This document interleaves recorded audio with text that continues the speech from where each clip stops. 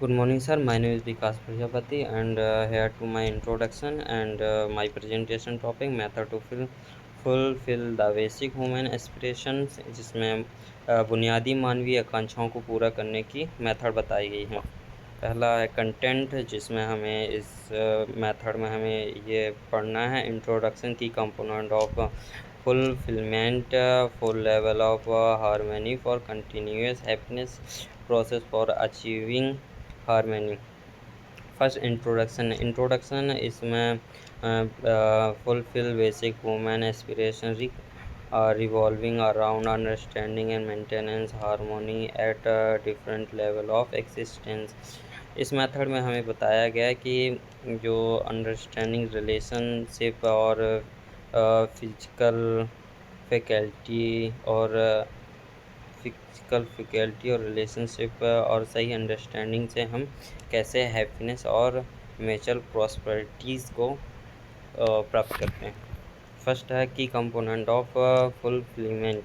पहला है right understanding, सही समझ में सबसे पहला पॉइंट है it refer to clarity in the self about the harmony in existence. इसमें सेल्फ एक्सप्लोरेशन के बारे में बताया गया है, जिसमें कि सेल्फ स्वयं के बारे में जान सकते हैं और हारमोनी को एक्सिस्टेंसी बढ़ा सकते हैं। दूसरा it enable one to live with wisdom ensure happiness and prosperities. यह व्यक्ति को ज्ञान के साथ जीने सक्षम बनाता है, जिससे खुशी और समृद्धि सुनिश्चित रहती है। दूसरा है रिलेशन विथ ह्यूमन बीइंग, मनुष्यों के साथ संबंध कैसा होना चाहिए। तो फर्स्ट है living in the harmony with other lead to mutual happiness. दूसरों के साथ समझदारी और रिलेशन अच्छा होना चाहिए, जिससे हमें आपसी खुशी मिलती है। रिलेशन आर द बिल्ड और ट्रस्ट रिस्पेक्ट एंड रिलेशन हमेशा ट्रस्ट रिस्पेक्ट और लव के साथ चलता है।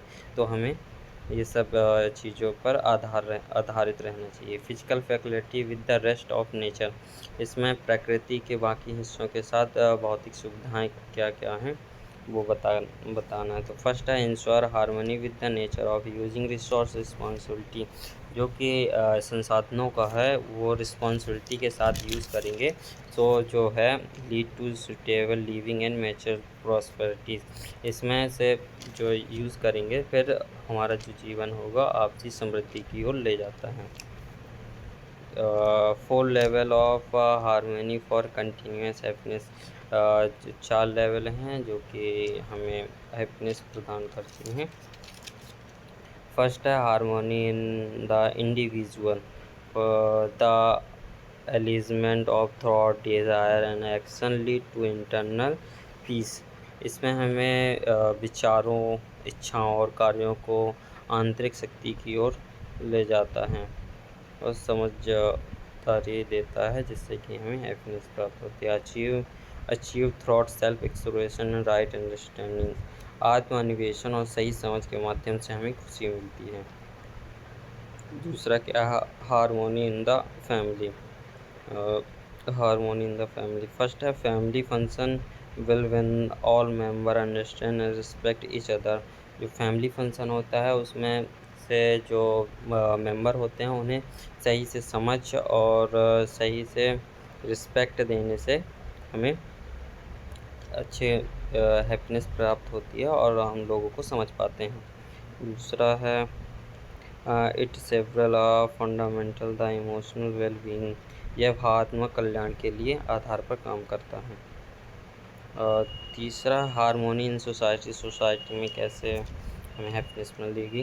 तो first of all harmonies society ensure justice equality and mutual support, हमेशा आपस में संतुलित और आपस में सहयोग देना चाहिए, जिससे कि हमें हैप्पीनेस मिलती है।